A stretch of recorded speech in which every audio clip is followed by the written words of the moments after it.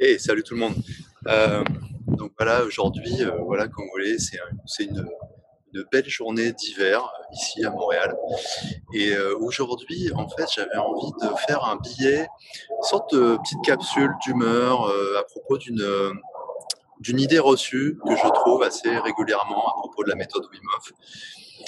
À savoir, je vois souvent sur les réseaux sociaux notamment des gens qui disent ah, voilà, moi je fais la méthode Wim Hof, euh, je suis je mets plus de manteau, je prends plus que des douches froides, voilà, je fais mes randonnées en maillot de bain en permanence, etc., etc. Enfin, voilà, des gens qui semblent vivre totalement dans le froid, qui ont comme un peu, on dirait, banni complètement le chaud, toute forme de chaleur en fait de leur vie.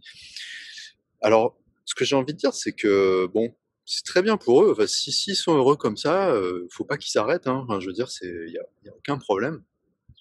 Mais ce que je veux quand même dire aux autres, et notamment à tous ceux qui se sentiraient euh, un peu euh, un peu moins bien parce que ils prennent encore des douches chaudes ou parce qu'ils mettent un manteau l'hiver, notamment au Québec. Je veux dire à tous ceux-là qui pratiquent la méthode Wim Hof et qui voilà qui continuent à intégrer une forme de chaleur un peu dans leur vie, bah, je voudrais leur dire que ouais ils ont bien raison aussi. Euh, et en fait à tout le monde, je voudrais dire que il y a absolument rien dans la méthode Wim Hof qui, qui demande en fait de bannir le chaud. Absolument rien. Euh, la- la- un des points de la méthode Wim Hof, c'est de réintégrer le froid comme outil dans votre vie quotidienne.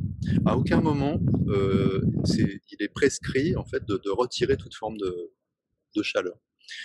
Euh, Pourquoi est-ce qu'on réintroduit le froid? Bon, je ne vais pas rentrer dans trop les détails, mais en gros, c'est toujours cette idée en fait, de ramener une dose d'inconfort, une dose de stress contrôlé à un moment de la journée, afin en fait, travailler sur sa résilience. Et cet entraînement permet, quand on fait cet entraînement quotidiennement, en fait, d'avoir une meilleure résilience dans la vie en général. Euh, Donc, cet ajout du froid dans notre quotidien, en fait, c'est un exercice.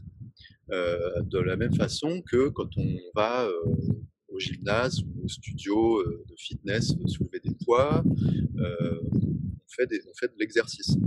Quand on va courir, on fait de l'exercice. Euh, je pense, enfin, comme je disais, j'ai déjà fait une référence à ça à propos de la technique respiratoire la dernière fois, mais il y a à aucun moment, enfin, on peut pas, on a du mal à imaginer quelqu'un qui ferait de l'exercice toute la journée, quelqu'un qui ferait, qui courrait toute la journée, enfin, ça a pas de sens.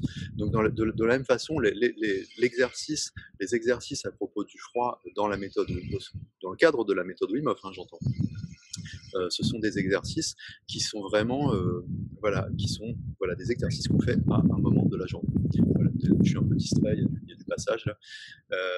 Donc voilà, j'espère que vous voyez l'idée. Ceci étant dit, euh, et ça j'appelle ça plutôt en fait un effet secondaire qu'on peut avoir dans la méthode Wim Hof, c'est qu'à force de développer, en fait, de s'entraîner, en fait, à s'exposer à du froid quotidiennement, notamment en finissant sa douche une douche par du froid, parfois même en prenant une douche uniquement froide, et de temps en temps prendre un bain de glace. Voilà.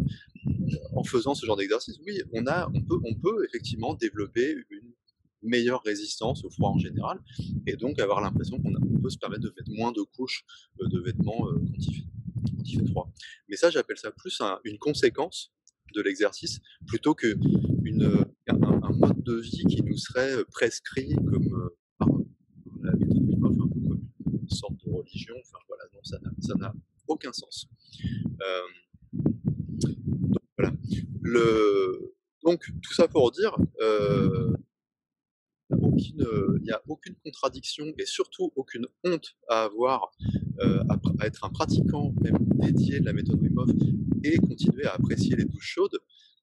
par exemple, ou même les bains chauds, ou même le sauna. Le sauna, regardez, chez Wim d'ailleurs, il y a un sauna. Chez moi, il y a un sauna. D'ailleurs, la prochaine fois, je vous montrerai comment on peut se fabriquer un petit sauna qui prend pas beaucoup de place et qui coûte pas cher.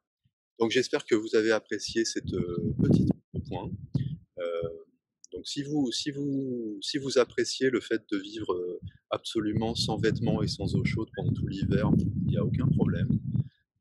En revanche, si vous appréciez de porter un peu des couches l'hiver et de continuer à prendre de l'eau chaude, il n'y a aucun problème non plus. Euh, L'idée, en fait, c'est de faire ces exercices tous les jours et, et tout ira bien. Donc voilà, sur ce, je vous dis au revoir, portez-vous bien et à la revoyure.